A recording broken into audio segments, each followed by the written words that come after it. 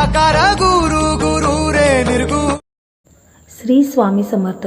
स्वामी महाराज तुमच्या मनातील सर्व चांगल्या इच्छा पूर्ण करोत एवढी स्वामींच्या चरणी प्रार्थना करते आणि आजच्या व्हिडिओला सुरुवात करते.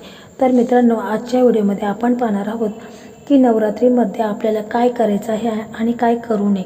त्याचप्रमाणे उपवासाला आपल्याला कोणते पदार्थ खायचे आहेत ही संपूर्ण माहिती मी तुम्हाला या व्हिडिओमध्ये देणार आहे. तर व्हिडिओ तुम्ही शेवटपर्यंत पहा आणि तुम्ही जर चॅनलला अजून सबस्क्राईब केला नसेल तर लगेच सबस्क्राईब करा, जेणेकरून माझे असेच नवनवीन व्हिडिओ हे तुमच्यापर्यंत सर्वात आधी पोहोचतील. तर मित्रांनो, भारतीय परंपरेत सणांचे मोठे महत्त्व आहे. सध्या सणासुदीचा हंगामा सुरू आहे. गणेश उत्सव जाऊन आता नवरात्रीचे वेध लागले आहेत. नवरात्री हा देवी दुर्गाला समर्पित आहे. तर एक शुभ हिंदू सण आहे. हा सण मोठ्या उत्साहात साजरा केला जातो. या काळात भाविक विविध देवीचे दर्शन घेतात. हा नवरात्रीचा प्रतिकारक उत्सव आहे.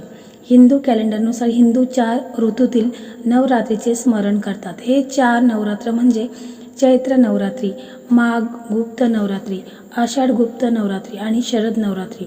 शारदीय नवरात्र साधारण सप्टेंबर आणि ऑक्टोबरमध्ये साजरी केली जाते. नवरात्र प्रामुख्याने संपूर्ण उत्तर आणि पूर्व भारतात मोठ्या उत्साहाने साजरा केला जातो. अनेक नृत्य सादरीकरण, विविध विशेष पाककृती आणि देवी दुर्गासाठी केल्या जाणाऱ्या प्रार्थनासह हा उत्सव आनंदाने भरलेला आहे. गरबा, दांडिया यासारखे नृत्य प्रकारामुळे नवरात्रीची लोकप्रियता वाढली आहे. नवरात्रीच्या काळात भक्त दुर्गा देवीची अनेक प्रकारे पूजा करून आशीर्वाद मिळवण्यासाठी विशेष प्रयत्न करतात. या शुभ 9 दिवसांच्या उत्सवासाठी काही महत्त्वाचे नियम देखील पाळले जातात, असे जाणकार सांगतात, ज्याचे पालन केले पाहिजे. नवरात्रीमध्ये काय करावे आणि काय करू नये ही संपूर्ण माहिती आपण जाणून घेऊ. नवरात्रीच्या काळात खास करून महिलांचा अनादर करू नये. अर्थात नेहमीच महिलांचा आदर केला पाहिजे, मात्र या दिवसामध्ये विशेष काळजी घ्यावी. नवरात्र हा सण आहे ज्यामध्ये दुर्गा देवीचे 9 रूपांची पूजा केली जाते. त्यामुळे हा सण आपल्या सभोवतालच्या महिलांचा आदर करणारा असावा. केवळ या 9 दिवसांसाठी नाही, तर दुर्गेचा आशीर्वाद मिळवण्यासाठी महिलांचा आदर करण्याची नेहमी लक्षात ठेवा. शांत घरात वर्षभर आनंद आणि समृद्धी नांदते. तुमच्या घरी नवरात्रीच्या 9 दिवसामध्ये कोणत्याही प्रकारचे वाद, मतभेद, घरामध्ये कटकटी, भांडण हे टाळायचे आहे. तसेच नवरात्रीमध्ये विशेषतः मांसाहार अजिबात करायचा नाही.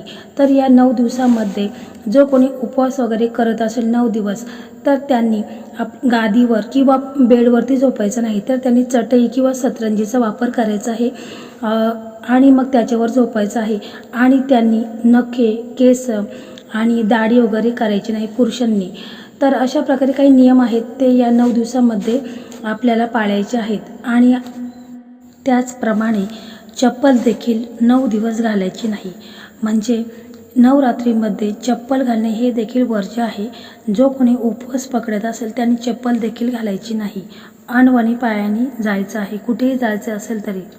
त्याचप्रमाणे ब्रह्मचार्याचं पालन हे अवश्य करायचं आहे. 9 दिवसामध्ये आपण घरामध्ये अखंड ज्योत म्हणजे दिवा लावत असतो. तर त्यावेळेस देखील आपल्याला काळजी घ्यायची आहे की 9 दिवस आपण घरामध्ये घराला लॉक वगैरे लावून कुठे जायचं नाही. तर घरामध्ये कोणतेही एक सदस्य घरामध्ये असावा, जेणेकरून तो दिवा प्रज्वलित राहिला पाहिजे. आणि घरामध्ये कोणत्याही प्रकारचा त्या दिव्यामुळे काही दुर्घटना व्हावी नये यासाठी घरामध्ये कोणतीही एखादी व्यक्ती घरामध्ये असावी. त्याचप्रमाणे तुम्ही जर दुर्गा मातेला 9 दिवस नैवेद्य दाखवत असाल तर त्या नैवेद्यामध्ये तुम्हाला कांदा, लसूण हा अजिबात वापरायचा नाही. तसेच जे कोणी उपवास करत असतात त्यांनी दुर्गा सप्तशतीच्या श्लोकाचे पठण करायचं आहे.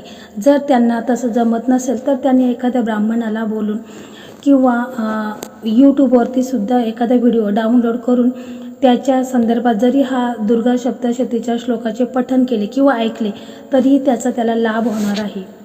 त्याचप्रमाणे ह्या नवरात्रीमध्ये पुरुषांनी विशेषतः दारू, तंबाखूचे सेवन हे अजिबात करायचे नाही. त्याचप्रमाणे जे लोक उपवास पकडतात तर त्यांनी उपवासात कांदा, लसूण, गव्हाचे पीठ, तांदूळ, वांगी, मशरूम टाळले पाहिजे. उपवासात काही मसाल्यांचे सेवनही टाळावेत. यावेळी गरम मसाले, धने पावडर, हळद, हिंग, मोहरी, मेथीदाणे इत्यादीचे सेवन करायचे नाही. त्याचबरोबर उपवासाला हे पदार्थ चालतील. तर उपवासामध्ये राजगिऱ्याचे पीठ, साबुदाणा, किंवा बटाटा, रताळे, करवंदे, विविध फळे, भगरीचे पीठ, गाजर आणि काकडी इत्यादीचे सेवन केले जाऊ शकते. याशिवाय उपवासात जिरेपूड, काळी मिरी पावडर, हिरवी वेलची, जायफळ, लवंग, दालचिनीचे सेवन करता येते. नवरात्रीच्या उपवासात सात्विक भोजनात सामान्य मिठाऐवजी संध्याकाळी मीठ खाल्ले पाहिजे. जर तुम्हाला उपवास करायचाच असेल तर उपवास करा आणि धार्मिक विधी पाळा. फक्त सात्विक अन्न खा. त्याचप्रमाणे नवरात्रीच्या दरम्यान सर्वत्र पवित्र वातावरण असते, म्हणून आध्यात्मिक आणि प्रबोधन तपस्यासह आत्मसंरक्षणासाठी हा सर्वोत्तम काळ मानला जातो. त्याचप्रमाणे दिवसातून 2दा कळसासमोर तुपाचा दिवा लावा. आरती ही 2 वेळा करायची आहे. तसेच पहिल्या दिवशी कळस प्रतिष्ठापना मुहूर्ताच्या वेळेस आणि विधीनुसार करायचं आहे. त्याचप्रमाणे 8व्या दिवशी कन्यापूजन असते, तर त्या दिवशी तुम्हाला कन्यापूजन हे अवश्य करायचं आहे. देवीच्या कुमारिका या स्वरूपाची पूजा केली जाते, म्हणून कन्यापूजन हे अवश्य करायचं आहे. 5 वर्षापासून 10 वर्षापर्यंतच्या ज्या लहान मुली आहेत त्यांना तुम्ही घरी बोलवायचं आहे. त्यांना एखादी भेटवस्तू त्यांच्या आवडीनुसार ती तुम्हाला द्यायची आहे. देवीच्या कुमारिका स्वरूपात मानून त्यांची पूजा करायची आहे. तर हे कन्यापूजन अष्टमीला केले जातं, परंतु ज्यांना शक्य नसेल, काही अडचण असेल तर त्यांनी नवमीला केलं तरी चालेल. त्याचप्रमाणे पुरणाचे दिवे लावायला सुद्धा विसरायचे नाहीत. म्हणजे सप्तमी, अष्टमीला, नवमी या दिवशी पुरणाचे दिवे लावायचे आहेत. त्याचप्रमाणे दसरा आल्यानंतर त्या दिवशी घट हे आपल्याला हलवायचे आहेत. तर मित्रांनो, अशा प्रकारे आजचा व्हिडिओ होता. तर तुम्हाला कसा वाटला नक्की सांगा आणि जर व्हिडिओ आवडला असेल तर लाईक करा, शेअर करा आणि चॅनलला सबस्क्राईब करा. धन्यवाद.